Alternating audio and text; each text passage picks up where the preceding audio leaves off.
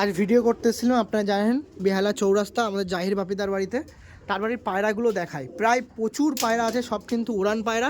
এখানে দেখুন, এখানে সব মাদি পায়রা আছে, সব মাদি উড়ান পায়রা আছে। দেখুন উড়ান পায়রা আছে, এই সাইডে মাদি আছে, এই সাইডে নর আছে।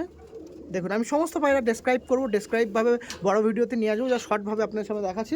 এই সাইডেও সব সিঙ্গেল পায়রা আছে, এখানেও সব সিঙ্গেল পায়রা আছে। পায়রা দেখুন, এখানেও দেখুন প্রচুর পায়রা আছে, সব কিন্তু উড়ান নাসালের পায়রা আছে, সব উড়ান ম্যাড্রাস পায়রা আছে।